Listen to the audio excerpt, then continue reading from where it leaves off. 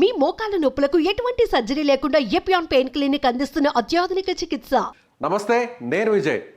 Pawan Kalyan Telugu cinema ఇండస్ట్రీలో ఉన్నటువంటి కొంతమంది వ్యక్తులు ఎవరైతే కుట్ర పన్నారో వారికి సంబంధించి ఆయన చేసినటువంటి ఏదైతే స్టేట్మెంట్, అంటే డిప్యూటీ సీఎం పేషెంట్ నుంచి బయటకు వచ్చినటువంటి స్టేట్మెంట్ కావచ్చు, అలాగే జనసేన పార్టీకి సంబంధించి ఏపీ ప్రభుత్వంలో ఉన్న సినిమాటోగ్రఫీ మినిస్టర్ కందుల దుర్గేష్ చేసినటువంటి కామెంట్స్, అలాగే సెంట్రల్ గవర్నమెంట్కి ఫిర్యాదు చేయడం చూస్తే ఇవన్నీ కూడా ఇప్పుడు ఇండస్ట్రీలో ఏం జరుగుతుంది అనేటువంటి ఒక చర్చ నడుస్తుంది. అయితే ఇండస్ట్రీలో ఉన్నటువంటి కొంతమంది ముఖ్యులు పవన్ కళ్యాణ్ సపోర్ట్ చేస్తూ, అలాగే కొంతమంది ఇండస్ట్రీలో పెద్దలు చేస్తున్నటువంటి నిర్వాహకం మీద పరోక్షంగా కామెంట్స్ చేస్తున్నారు. మరి కొంతమంది పోస్టులు కూడా సోషల్ మీడియాలో చేస్తున్నారు, ట్వీట్ చేస్తున్నారు. అవేంటో చూద్దాం.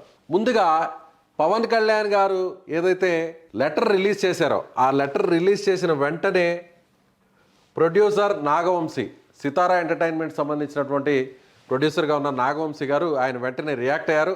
Unnecessary issues created at times when focus was needed elsewhere have led to much bigger problems once that could have been easily avoided if common sense had taken the driver's seat. ఎవరైతే ముఖ్యమైనటువంటి స్థానంలో కూర్చున్నటువంటి వ్యక్తులు ఎవరైతే ఉన్నారో చిన్న విషయాన్ని పెద్దదిగా చేస్తున్నారు, అనవసరమైన విషయాల్ని వేరే విషయాల మీద ఫోకస్ పెట్టాల్సింది పోయి అనవసరమైనటువంటి విషయాల్ని ఇప్పుడు టచ్ చేయడం వల్ల ఇష్యూ పెద్దదై కూర్చుంది అంటూ ఆయన పవన్ కళ్యాణ్ గారు చేసినటువంటి కామెంట్స్ కావచ్చు, స్టేట్మెంట్ కావచ్చు, వాటి మీద ఆయన రియాక్ట్ అయ్యారనే చెప్పాలి.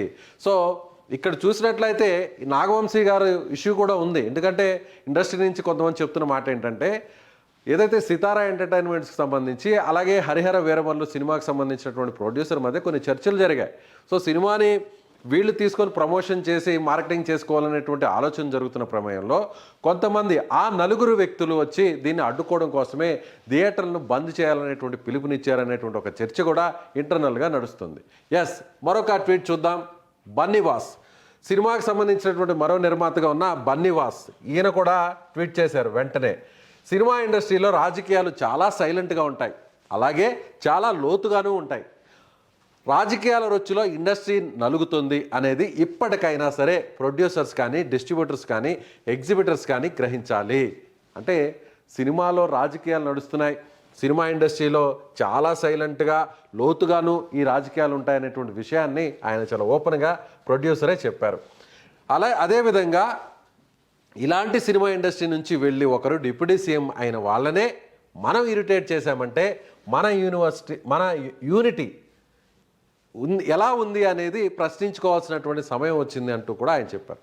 సినిమా ఇండస్ట్రీకి సంబంధించినటువంటి పవన్ కళ్యాణ్ ఆయన ప్రభుత్వంలోకి వెళ్ళి డిప్యూటీ సీఎం అయితే ఆయన్ని సపోర్ట్ చేయకుండా ఇరిటేట్ చేశామంటే మన దగ్గర ఉన్నటువంటి పాలిటిక్స్ ఎలా ఉన్నాయి, మనలో ఉన్నటువంటి ఐక్యత ఏ స్థాయిలో ఉందో మనం ఒకసారి చర్చించుకోవాలి, ప్రశ్నించుకోవాల్సినటువంటి సమయం వచ్చిందని కూడా ఆయన చాలా డైరెక్ట్గా బన్నీవాస్ ఇక్కడ ట్వీట్ చేశారు. ఇకపోతే మరో ట్వీట్ చేద్దాం.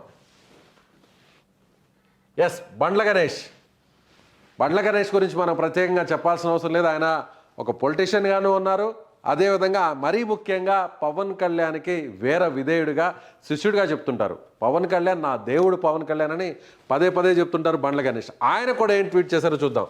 సింహాన్ని దూరంగా చూడండి, తప్పు లేదు, గెలికారా ఇక మీ ఇష్టం. సో సింహాన్ని దూరంగా చూడండి, తప్పు లేదు, దగ్గరికి వెళ్ళి గెలికారా ఇక మీ ఇష్టం. అంటే పవన్ కళ్యాణ్ గారి గురించి కూడా ఆయన ఇచ్చినటువంటి ఆ స్టేట్మెంట్, ఆ ట్వీట్ చూస్తే కూడా అర్థమవుతుంది. పవన్ కళ్యాణ్ సింహం లాంటి వాడు, దూరం నుంచే చూడండి, ఆయన దగ్గరకు వెళ్ళి ఆయన గెలికితే ఏం చేస్తాడో ఇక మీ ఇష్టం అంటూ కూడా ఆయన ట్వీట్ చేశారు. అంటే ఇండస్ట్రీలో ఒక పెద్ద చర్చ నడుస్తుంది. కొంతమంది వ్యక్తుల చేతిలోకి సినిమా ఇండస్ట్రీ మొత్తం వెళ్ళిపోయింది. సినిమా నిర్మాతలు వాళ్ళే, డిస్ట్రిబ్యూటర్స్ వాళ్ళే, చివరాఖరికి థియేటర్లన్నీ కూడా వాళ్ళ చేతిలోకి వెళ్ళిపోయాయి. సో ఈ విషయాన్ని అందరూ కూడా గ్రహించాలి. అది పవన్ కళ్యాణ్ గారు సినిమా యాక్ట్ చేసినటువంటి ఆయన సినిమాకే ఇబ్బందులు తీసుకొచ్చేటువంటి ప్రయత్నం చేస్తున్నారు. సో ఇది ఒక రకంగా మోనోపోల వ్యవస్థ నడుస్తుంది ఇండస్ట్రీలో అనేటువంటి విషయాన్ని అంతర్గతంగా చెప్పడం, బహిరంగంగా ఇక్కడ కొంతమంది వ్యక్తులు ఆ సినిమాకి సంబంధించినటువంటి ఇండస్ట్రీలోని ప్రముఖులే ఈ విధంగా ట్వీట్ చేస్తున్నారంటే ఇండస్ట్రీలో ఉన్నటువంటి రాజకీయాలు ఏ స్థాయిలో ఉన్నాయో అర్థం చేసుకోవచ్చు. అయితే ఇప్పుడు పవన్ కళ్యాణ్ గారు లెటర్, ఆయన స్టేట్మెంట్ని బయటకు వచ్చిన తర్వాత, తీసుకున్న తర్వాత అందరూ కూడా ఇప్పుడు ఇండస్ట్రీలో ఈ విషయం మీదే చర్చించుకుంటున్నారు. నెక్స్ట్ ఏం జరగబోతుంది, సమూల ప్రక్షాళన జరగాలి, సినిమా ఇండస్ట్రీకి మంచి రోజులు తిరిగి రావాలి, మొదలే సినిమా థియేటర్లకు జనం వెళ్లకుండా ఆగిపోతుంటే ఇప్పుడు ఇలాంటి రాజకీయాల వల్ల ఇండస్ట్రీ మొత్తం నష్టపోయేటువంటి అవకాశం ఉందనేది ప్రతి ఒక్కరు చెప్తున్నటువంటి మాట.